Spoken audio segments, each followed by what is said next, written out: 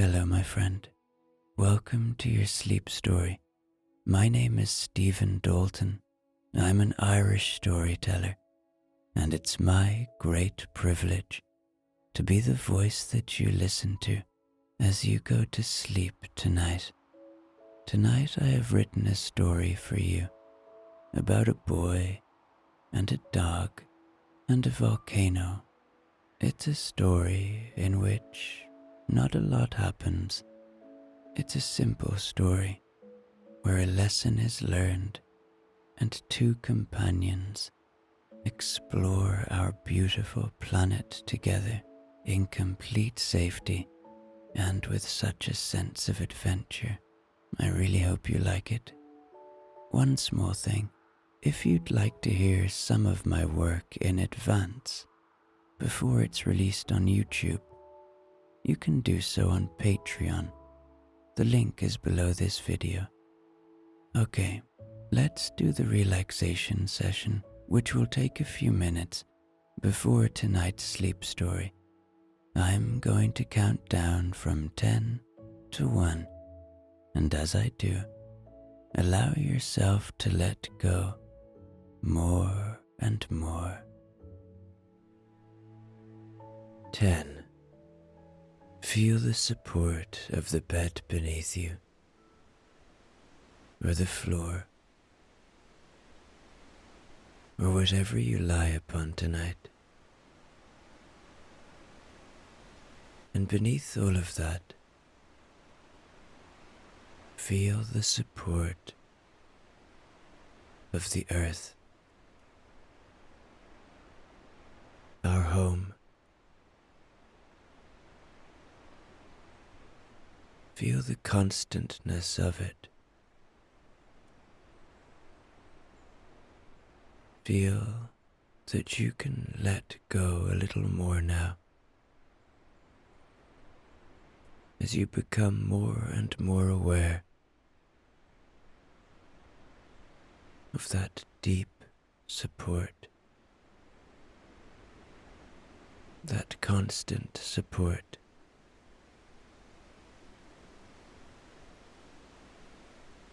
9. You are safe. Allow my voice to be an anchor of safety tonight, to be a friend. Know that my voice will only ever take you to safe places.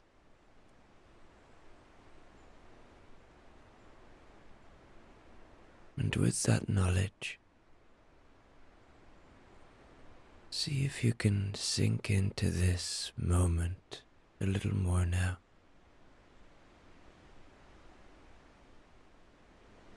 Letting go a little more now.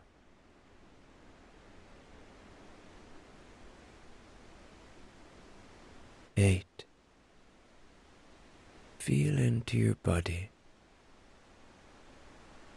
Where are you still holding? Maybe you feel pain. Maybe you feel tension. Perhaps in your feet, in your lower legs.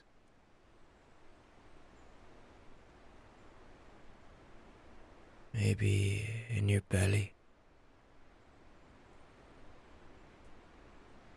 or in your chest, or in your hands, or arms, or maybe you're like me, and you hold the tension in your face. Wherever it is, just allow it to release now. 7. The day is done. Whatever has been has been. Whatever will be, will be. Whatever thoughts you may be having, just recognize them as part of the condition of being human. They will always come and go.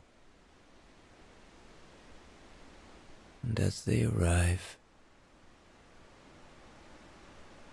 they are not to be fought with or repelled. Welcome them. See them for what they are, and let them go, and watch them float away like leaves on a moonlit river, or clouds passing in a starlit sky.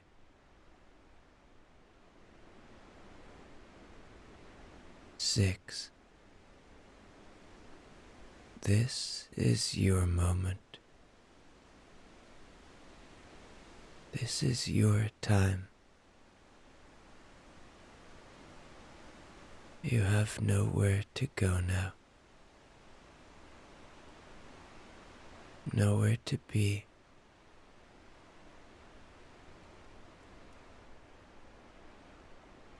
So allow that fact to bring you into this moment even more now. To let go even more now.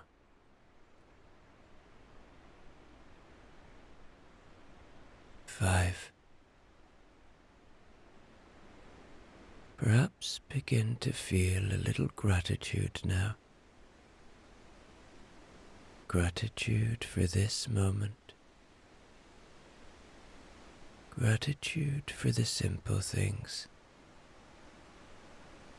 The breath in your body. The shelter you have tonight. The people that mean something to you. The simple things. 4. Peace lives within you. It is always there, waiting to be found, waiting to be felt. It is your constant friend. See if you can feel that peace tonight. See if you can find it. 3. Begin to engage with your imagination now. Begin to see a boy and a little white dog in a beautiful landscape, and in the distance a magnificent volcano. The boy and the dog are safe, and they are exploring this beautiful place, and you can explore it with them now, far away from all that you know. 2. Checking in with your body one more time now. Your body has worked hard for you today. It's time to give it rest. And 1. Completely letting go now. As I tell you tonight's sleep story.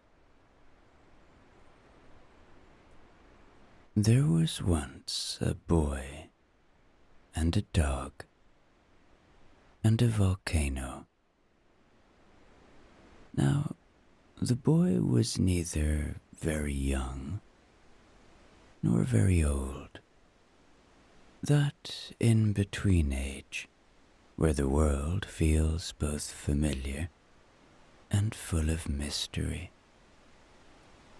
He had a steady way about him, thoughtful, quiet, the kind of boy who liked to watch and listen before he spoke.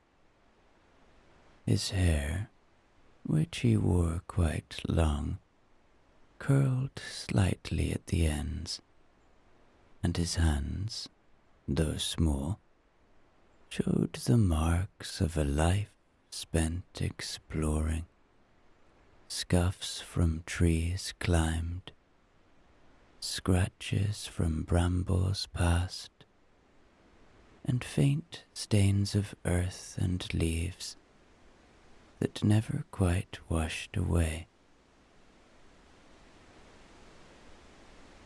The dog was small and white, with fur as soft as clouds and bright, intelligent eyes that seemed to understand everything the boy said.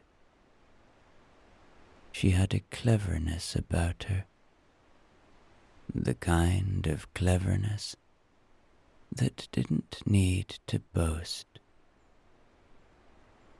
She walked lightly on her paws, with a sense of purpose, as though she always knew the way, even when the boy didn't. His ears twitched at every sound, and her tail wagged softly, more a quiet reassurance than a display of excitement. She was his companion, his confidant, and the boy loved her in the way you love something that has always been there, constant and kind.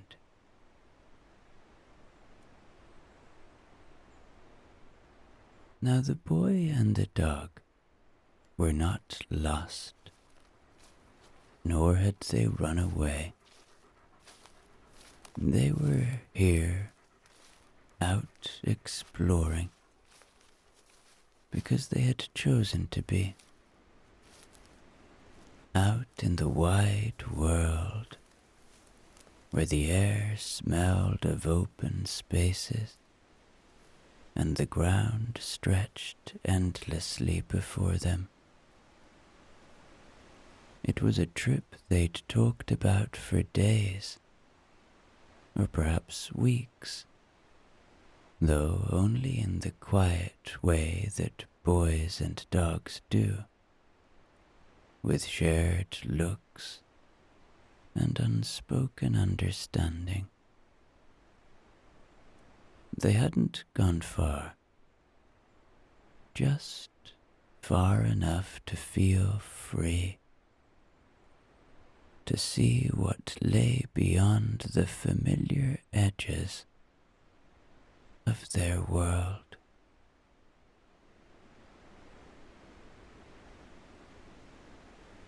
The sun was high in the sky when they began their adventure. They had packed a small bag, just enough for the day, a flask of water, a crust of bread, and a little pouch of treats for the dog, which she sniffed at eagerly before they left. There was no rush in their steps, no pressing goal, just the quiet joy of wandering, of being together under the open sky.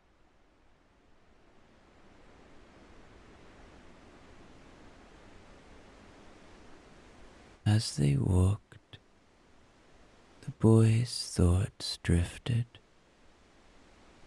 His mind felt open as the landscape, and he wondered, without urgency, what they might find. The dog padded beside him, her nose occasionally brushing the air, her ears turning toward distant sounds. She, too, seemed content to let the day unfold slowly, step by unhurried step.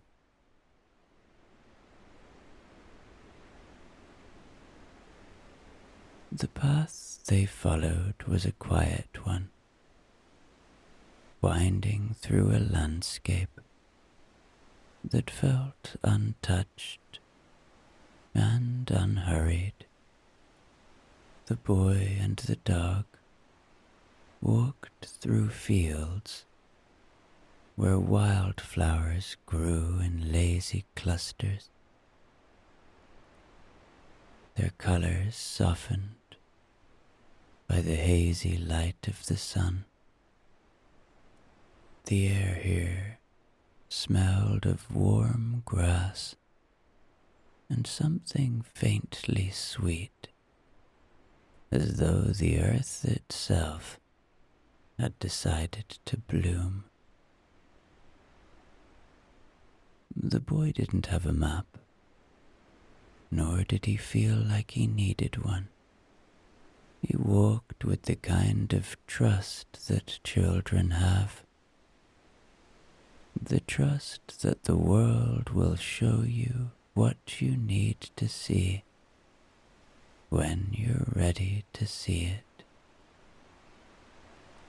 The dog trotted beside him, her small white paws hardly making a sound as they moved over the soft, uneven ground.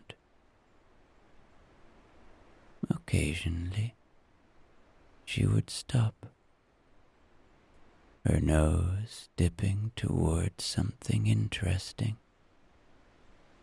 a tuft of grass, or the faint trail of another animal. The boy waited patiently, watching her with a small smile.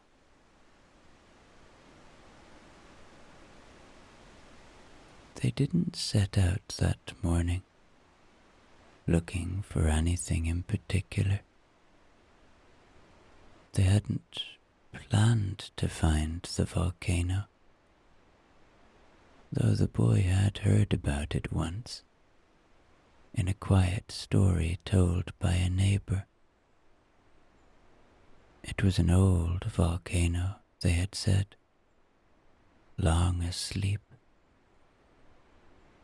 It's more like a mountain now, the neighbor had added with a shrug.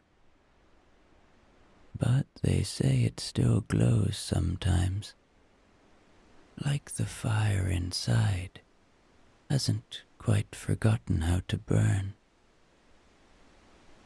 The boy had pictured it in his mind, tall, quiet, and mysterious, but he'd never thought he might see it himself.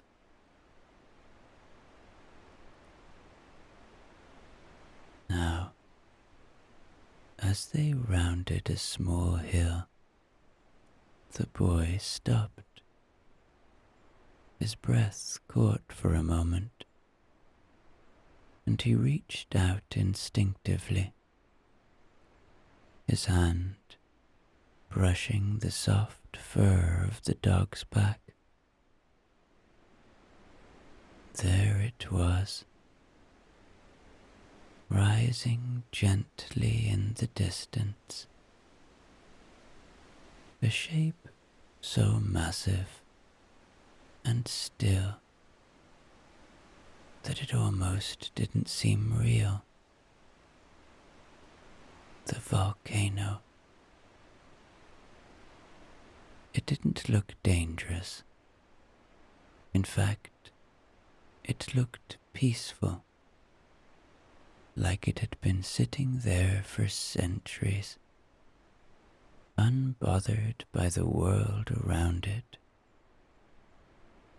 Its slopes were covered in green, with trees climbing part way up, before giving way to bare rock near the top. The peak was rounded, smooth, as if time itself had softened it, and in the light of the afternoon sun, there was something strange, almost magical, about the way it seemed to shimmer, just faintly, like a distant memory of fire. The dog tilted her head, her ears flicking forward as she stared at the volcano. The boy crouched beside her, resting a hand on her back. "You see it too, don't you?" he whispered. She wagged her tail once, softly, as if to say she understood. It was mid-afternoon now, though the sun hung lower in the sky than it should have, softened by a thin veil of clouds that stretched across the horizon. The light was muted, diffused, casting the landscape in shades of gold and pale green. The air felt warm, but not heavy, and the occasional breeze carried with it the scent of distant trees and sun-warmed earth. The boy stood still for a moment, taking it all in. The volcano seemed farther away than it had first appeared, its gentle slopes fading into the haze of the horizon. Around him, the world felt quiet, as though it too had paused to notice the mountain. There was no rush here, no urgency, just the soft hum of life, carrying on at its own pace. The only sounds were the natural ones, the chirping of the odd cricket in the grass, the faint buzz of an insect that flitted by, its wings catching the light for just a moment before disappearing again. And somewhere in the distance, so faint it it could almost be imagined. The call of some birds.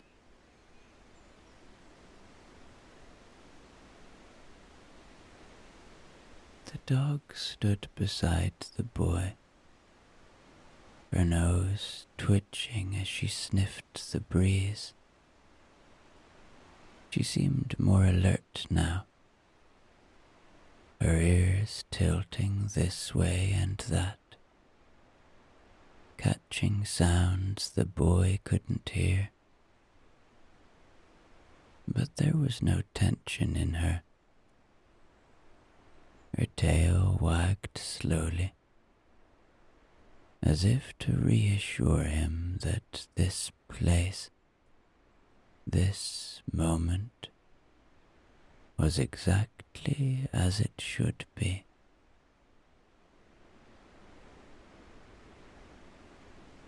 The boy adjusted the small bag slung over his shoulder,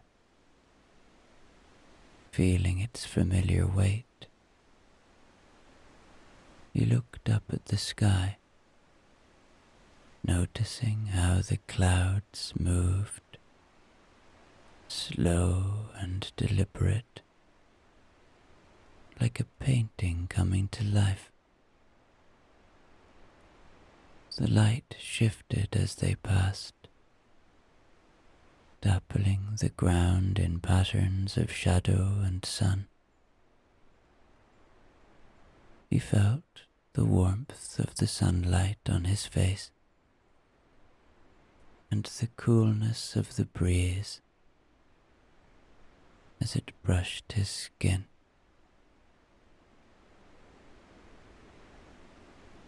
"This is a good place," he murmured, more to himself than to the dog.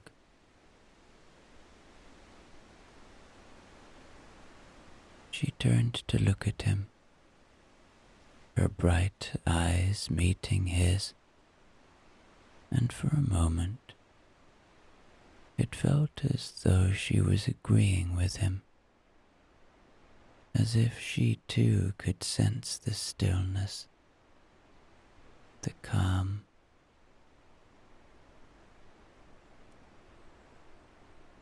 The boy lingered for a while, his eyes fixed on the volcano in the distance. There was something about it that felt important, more than just its size, or the way it seemed to glow faintly, even in daylight. Couldn't explain it, not even to himself,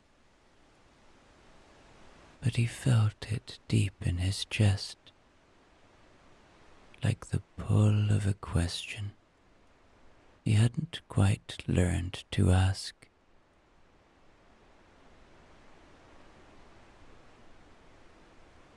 He didn't know exactly what he was looking for. It wasn't something he could put into words. Not yet, anyway. But he had carried it with him for days now. Maybe longer. A feeling. A weight. Small but persistent. Then the dog nudged his leg gently, pulling him from his thoughts. She looked up at him, her head tilted slightly, her bright eyes full of quiet understanding. "I know," he said softly, reaching down to scratch behind her ears. "I don't know what we're looking for either, but I think it's there." He nodded towards the volcano, and the dog wagged her tail, just once, as if she understood. The boy didn't know why he felt the need to go there, only that he did. Maybe it was the way the volcano seemed so sure of itself, so steady. Or maybe it was something simpler. The promise of seeing something bigger, older, and more certain than anything he knew. He adjusted the bag on his shoulder again and glanced at the dog, who was already a few steps ahead. Her small white paws moving lightly over the grass. "Come on then," he said, his voice quiet but firm. "Let's go." The dog didn't wait for a second invitation. She trotted forward, her nose brushing the ground, her ears pricked with quiet determination. The boy followed, his steps slow and steady, the volcano growing ever so slightly with each one.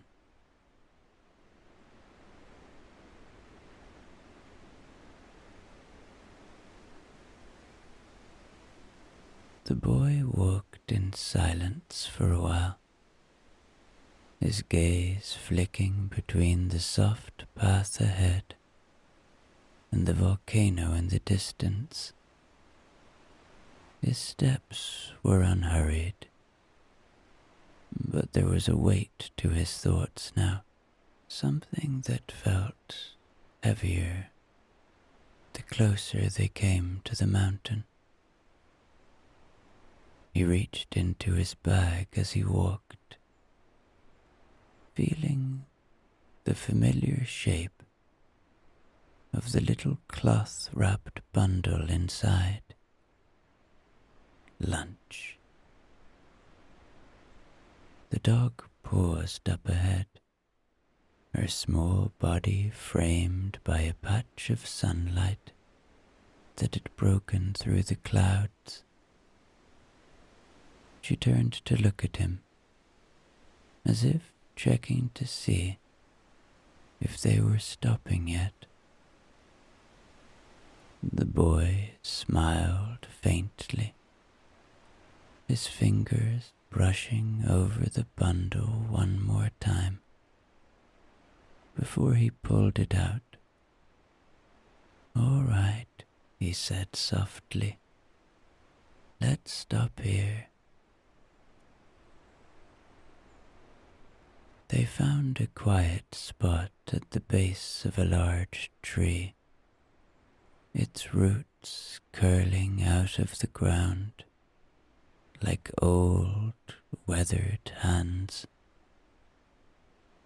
The shade beneath it was cool, but the sunlight filtering through the leaves dappled the ground in soft, golden patterns. The boy sat cross-legged on the grass, unwrapping the cloth to reveal the simple meal he had packed that morning. A small loaf of bread, a wedge of cheese, and some treats for the dog. The dog settled beside him,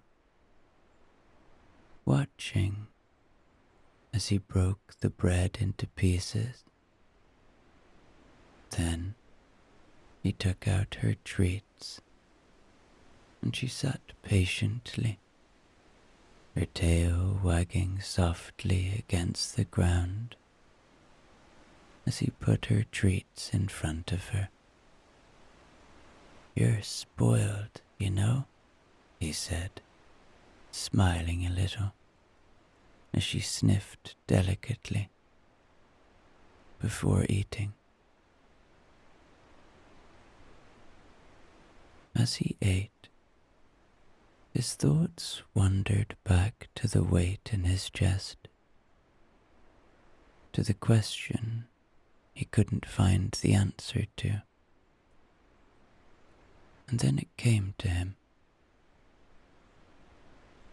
It was about his grandmother. Her voice, her stories, the way she always seemed to know what to say when he needed it most. She had been gone for a few months now, but her absence still felt strange, like a book with missing pages. He had loved her deeply, and losing her had left him with questions. Questions he didn't know how to ask, let alone answer.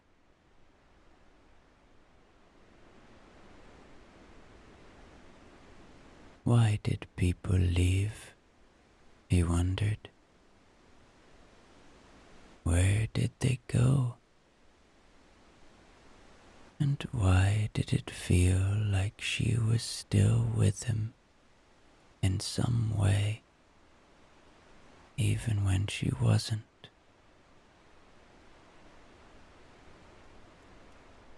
He sighed softly, leaning back against the tree and staring up at the shifting leaves above. The dog, finished with her treats, rested her head on his knee, her eyes half closed. He stroked her fur absently, his mind circling the questions again. Maybe the volcano would have answers. Or maybe it would just help him feel closer to her, even if he didn't know why.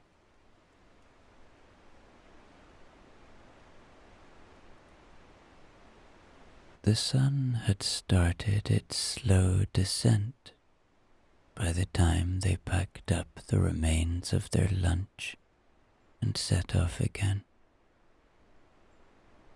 The sky turned softer, shifting from pale blue to hues of gold and pink that painted the landscape in warm, fading light. The volcano, which had felt distant for so long, now loomed larger, its gentle slopes more defined against the horizon.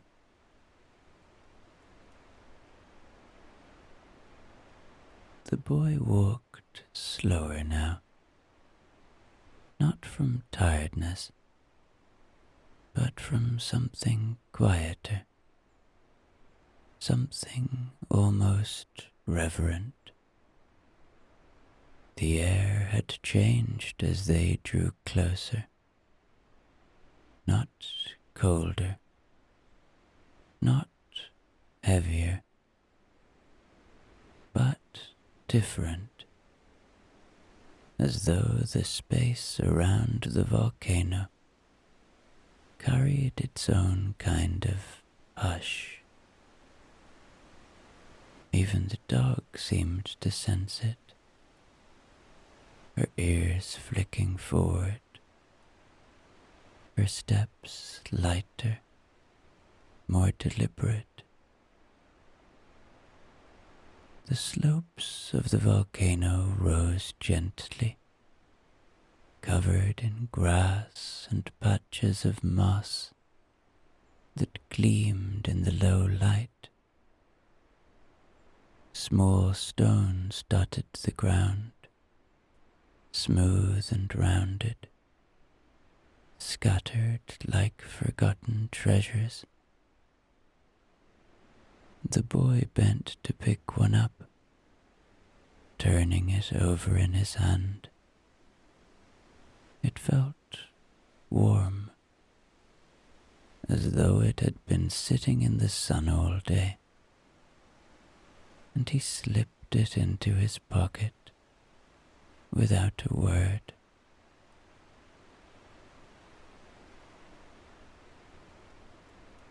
As they climbed, the dog paused and sniffed the air, her tail wagging in that thoughtful, measured way of hers. The boy stopped beside her, resting his hands on his knees as he caught his breath.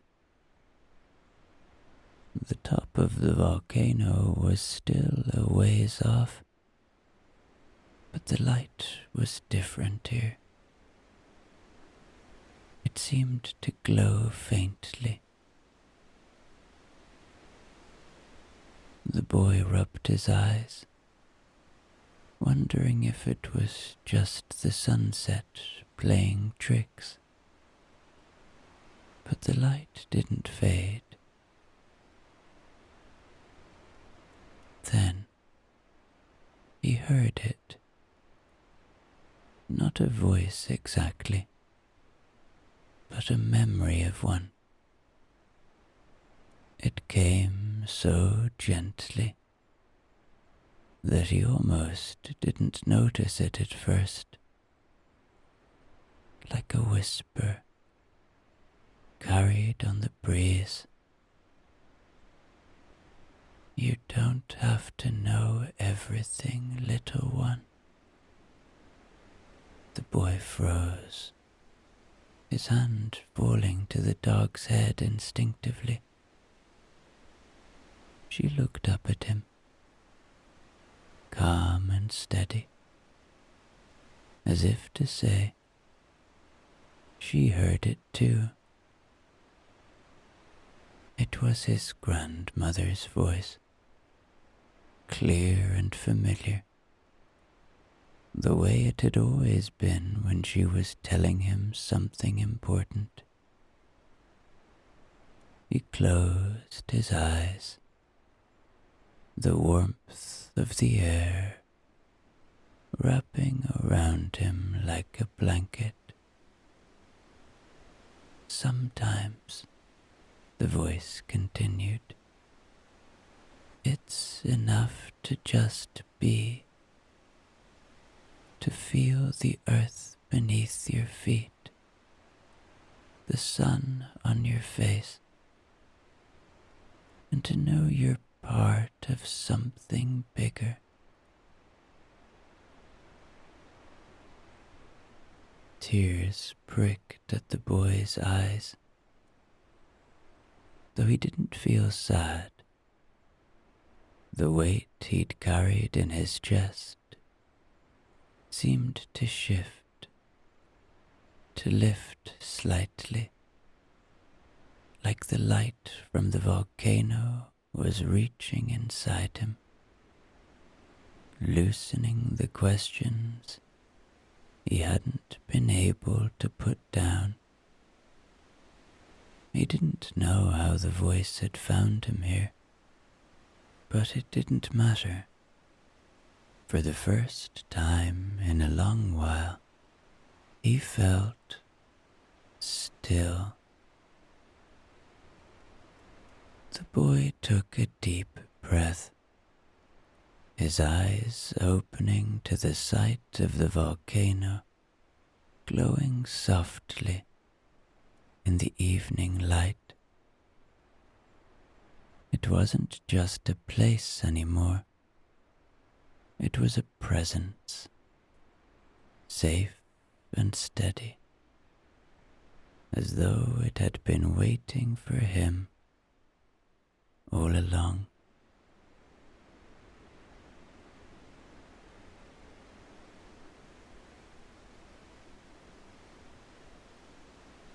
The boy stood there for a long moment, the volcano's warm light brushing his skin, soft and steady. The air was so quiet now that it felt like the world had paused, holding this moment just for him. He closed his eyes again, feeling the presence of his grandmother, not in the way he remembered her, but in the way she felt, like the comfort of a familiar blanket, the smell of her kitchen, the sound of her laugh. The dog nudged his leg gently, pulling him back to the present. She looked up at him with those knowing eyes, her tail wagging softly. "Okay," the boy whispered, his voice steady now. "We'll go the rest of the way." He took one more breath, then started walking again, the dog close at his side. The path curved gently upward, the grass giving way to smooth stone that radiated a faint warmth. The boy ran his hand over the surface of the stone, feeling its texture, solid, grounding, ancient. It didn't feel strange or threatening. It felt like it belonged, like it had always been there, steady and patient. As they reached the top, the view unfolded before them like something out of a dream. The volcano's crater was shallow and smooth, its center glowing faintly with a golden light that seemed to pulse like a heartbeat. The light wasn't bright or harsh. It was gentle, as though the volcano was offering its warmth to the night. It felt safe. The boy knew he was safe. Around them, the horizon stretched endlessly, painted in deep oranges and purples as the sun dipped lower, making way for the stars.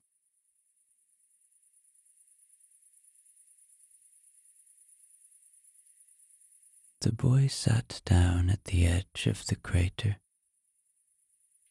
his legs tucked beneath him, the dog curled up beside him, resting her head on his lap.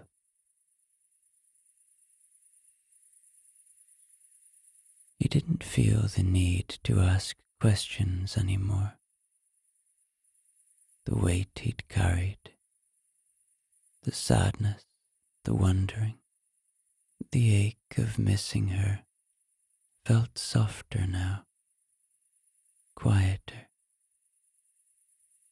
He didn't have all the answers, but somehow that was okay.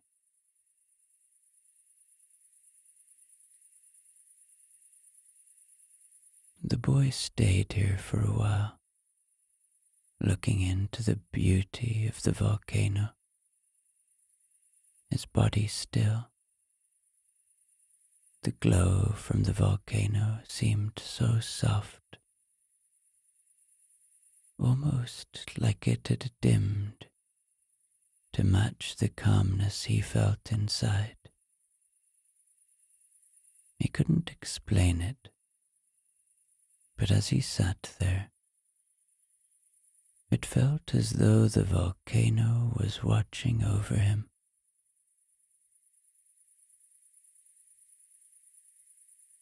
Not in a frightening way, but in the same way his grandmother used to, with quiet patience and unshakable love.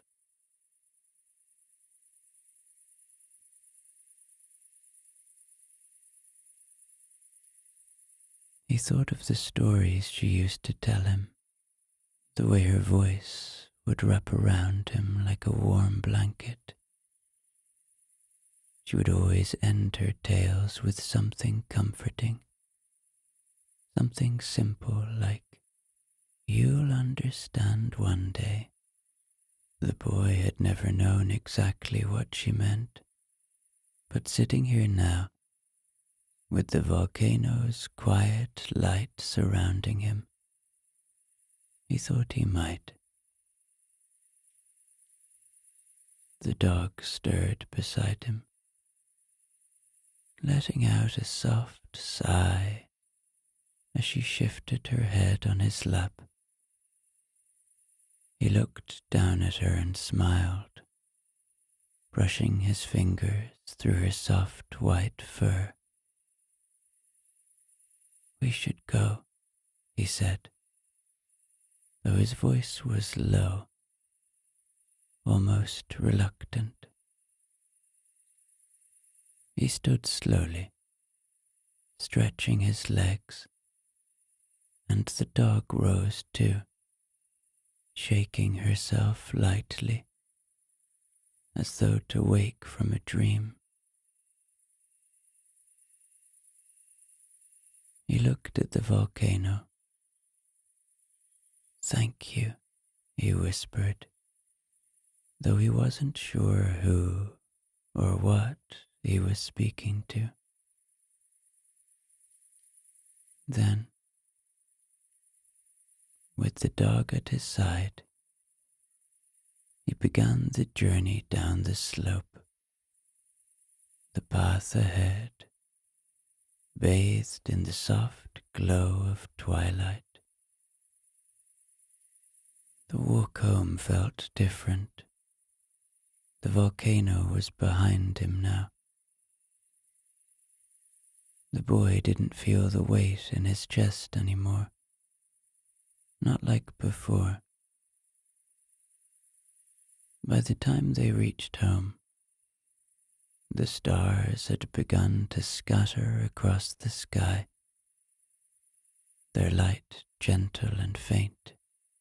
The house was small and familiar, its windows glowing softly in the dark.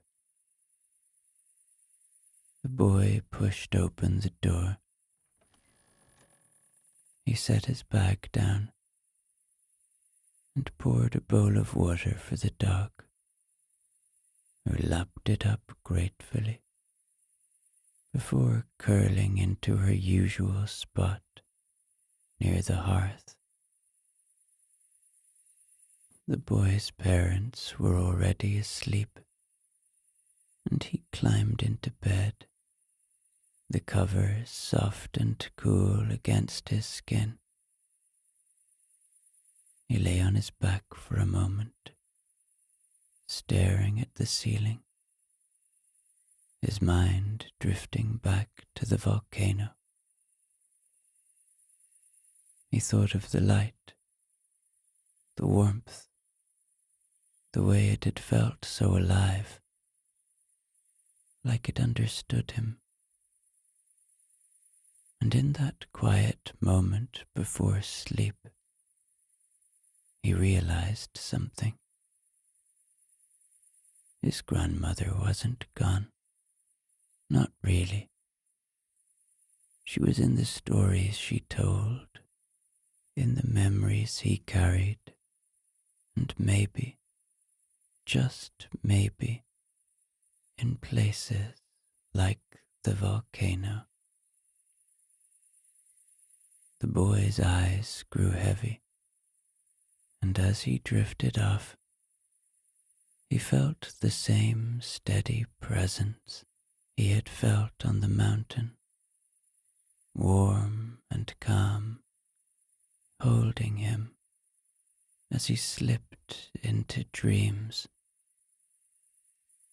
The dog stirred once, shifting in her sleep, her small body rising and falling with each breath. Outside, the stars continued their slow dance across the sky, and far away, the volcano stood still, glowing faintly under the watchful night.